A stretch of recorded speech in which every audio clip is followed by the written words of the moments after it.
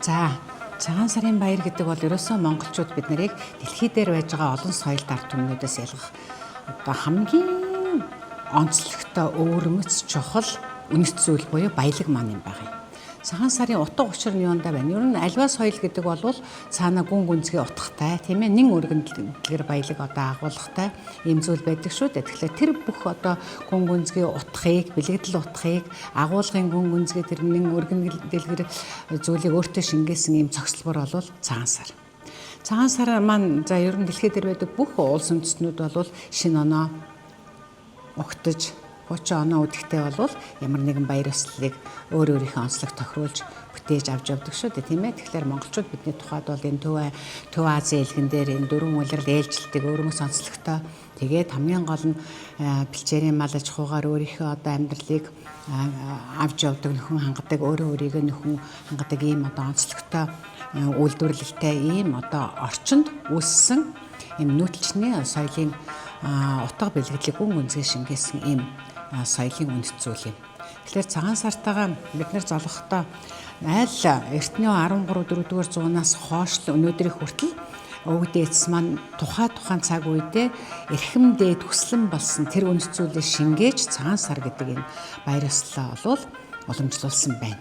За өнөөдөр биднэд одоо дамжигдаад ирсэн энэ цагаан сар маань бол нэг талаасаа нүүдэлчнийхээ онцлогоор хөдөө орон нутагт малчныхаа хотонд бол уламжлалаа хадгалах талдаа өвлөгдсөн байна. Харин Монголын нийт хүн амын одоо бараг талх хувийн суурин шаад хот руу, аймаг руу, сум руугаа нүгээд ингээд мал аж ахуй орчноосоо холдоод ирэхээр зэрэг нөгөө цагаан сар гэдэг соёлын тэр өөрийнх нь онцлог ялангуяа хэлбэрийн талдаа өөрчлөлтүүд бол орж штэ. Энэ бол зайлшгүй. Ягаад гэвэл аливаа соёл гэдэг бол тухайн байгаль газар зүйн орчин, цаг агаар, за тэгэхээр эрхэлж байгаа аж ахуй, нийгэм улс төрийнхээ хүчин зүйлсийн нөлөөндор мэдээж байнга ямар нэгэн хэмжээнд бол өөрчлөгдөж, хувьсаж, шинжлэгдэж тэгсэн мөртлөө өөрийнхөө гүн гүнзгий тэр бэлэгдэл тутгаа бол тогтвортой хадгалж ингэж уламжлагддаг.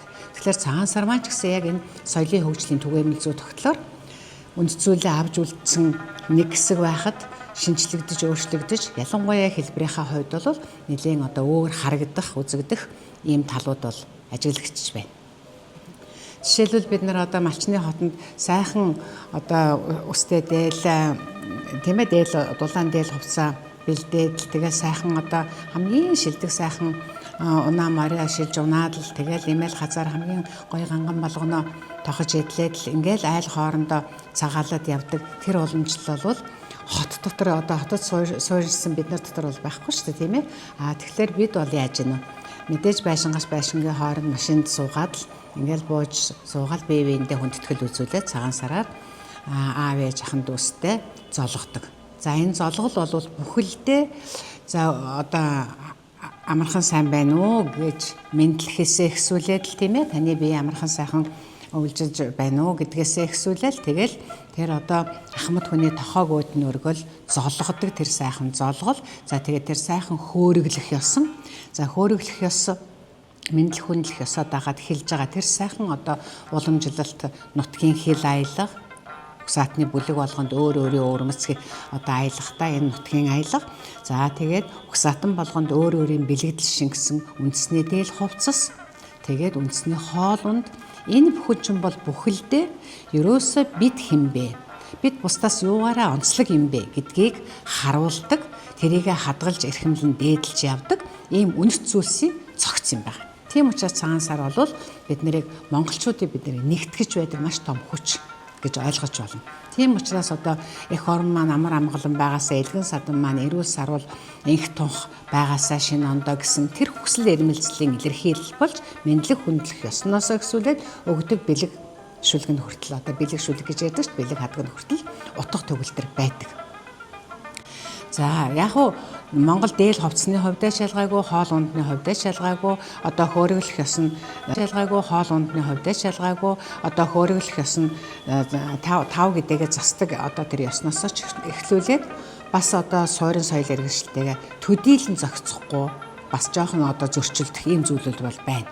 Жишээлбэл одоо байшинд чинь халуун байшин дотор тэгээд одоо энэ чинь өвлийн хүүтэнд ямар балконоо дэлгэчээд юм уу цонхоо дэлгэчээд байхгүй учраас тэр эдээ шүүсийг одоо тарган хоньны сүүл уцаа тавиад юм уу өвчүүгээ тавиад тэрийг 3 хоног одоо эдээгээ сайхан өрөөстэй ингээд ах トゥ гээ хөндлээд ингээд эдээлж ундаалаад суухад бол адгийн наацхан байшинд байгаа айлуудын эдээ бодонд өнөр орхоос гэсүүлээд л одоо үр дагавар гарч ирж штэ тийм ээ. Тэгэхээр энэ эрүүл ахуй хувьдаач соёлынхаа хувьдаач ер нь бол тийм зохимжтой биш болоод ирж штэ. Тэгэхээр эндээс одоо зайлсхийхийн тулд хүмүүс янз бүрийн ухаан санаа болвол сэтэж байна тийм ээ. Зарим нь бол эдээ будаага арай өндөрлөөд арай багасгаад тэгээд заавал одоо тэр өндөр таваар юм одоо хэдээр ч юм ингээд 3-аар 5-аар голдоо өрөөд эдээ будаага засдаг тэр том тав эсвэл тэр том одоо ууц өвчөг багасгаад хүмүүстэй хэрэглээнийх нь төвшөнд ойртуулад тийм ээ төлөөлүүлээд ингээд тав гэдээгээ засаж байгаа. Бас буруу биш. Энийг бол буруутгах аргагүй. Ягаад тэгэхээр нийгэм цаг үеийн биднэрт ийм одоо шаардлагыг бий болгож байгаа учраас. Энийг бол тийм одоо айхтар уламжил эвдэглээ, хаягдлаа, орхигдлаа гэж бол хэлхээ эцэсгүй тийм ээ аргагүй. Нөгөө талдаа хувцас хунарын соёл байж гин. За тэгэхэд хамгийн гол нь биенийхээ хүндлэх, дээдлэх, хайрлах, эрхэм дээд тэр сэтгэл нь байж ивэл тэр сэтгэлийг дагсан тэр уламжлалт мэдлэг нь өөрөө байж ивэл хэлбэр нь олвол төлөөлүүлсэн янз бүрийн одоо аргуудыг тухайн ахуй орчиндөө зохицуулаад өөрчлөх нь бол боломжийн гэж ойлгож болж байгаа. Тэгтлээ сайхан хайрлаж, хүндлэж, дээдлэхгүй мөртлөө гой ганган байгаад нэх хүнтэй цайтай одоо алтан мөнгө шүрс увдаар одоо хөөрөглөөд ч юм уу тийм ээ ингээд нэг тийм үзүүлэлгийн шинжтэй болж байгаа бол энэ соёл язгуураасаа мөхөж байна. Хэлбэр дээрээ бол харагдаж байна. Энэ бол тийм сайн зүйл бол биш тийм ээ. Харин язгууртаа уг одоо язгууртаа бол хайр нь хүндэтгэл нь мэдлэг нь оршоод гадаад өнгөө хэлбэртэй бол ахуй орчинтойгоо зохицоод өөрчлөгдөж шинжлэгдэж байгаа бол энэ бол аюул биш болох юм. Тийм ээ. Энэ бол соёлын хөгжлийн өөрийнх нь зүй тогтол болох юм. Тийм учраас ер нь бол өнөөдөр бол биднэрт хамгийн үнцэнтэй юм бол Монгол эх орн, Монгол байгалаа хүндэтгэх, байгальдаа дасан зохицох боломжтой тийм амьдрал ахуйгаа авч явах. Хүн хүнээ хүндэтгэх, хүн хүнээ хайрлан дээдлэх. Тийм учраас хүнийг одоо өөрийнхөө оронд тавиад ойлгоод төвчээртэй сонсоод хүндэтгээд ахал захалж байгаа бол энэ одоо цагаан сарын хамгийн үнцэнтэй зүйл. Дээр нь ах トゥ төрөл садан ураг удмаа таньж мэдсэн байх. Хэдэн үеэрээ манайхан хэнийхэн билээ, ямар удмын, ямар ургийн хүмүүс билээ гэдгээ мэдлцэх нэг гоё өргөн боломж бол цагаан сар. Энэ бол гэр бүлийн ах トゥ нарын ураг овгийн баяр шүү дээ гоё юм. Хамгийн гол нь.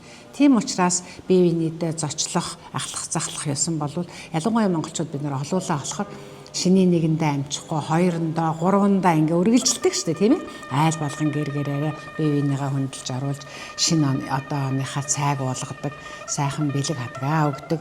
Энэ бол сайхан боломж. Гэт олуулаа болохоор зэрэг энэ өдрүүдэд багтахгүй юм уу? Эсвэл байшин савнда олуулаа учраас багталцахгүй учраас бас цагаан сар дээр гарч байгаа нэг өөрчлөлт бол нэг ресторан юм уу хоолны газрыг өсөлж аваад тэндээ бүгдээрээ эдээ будаагаа ингээд ах トゥ нэрээрээ цуглаад эдээ будаагаа засаад хүүхдүүдтэй бэлэг хадгаа өгдөг нэг юм шинэ хэлбэр бий болж байна. Энэ бол бас одоо буруутгахын аргагүй. Бас байж болно тийм ээ. Цаг хугацаа хэмнээд явдал одоо энэ ялангуяа хотын энэ төвчрэлд энтрийг гэтлэх нэг арга бол энэ болж шүү дээ тийм ээ.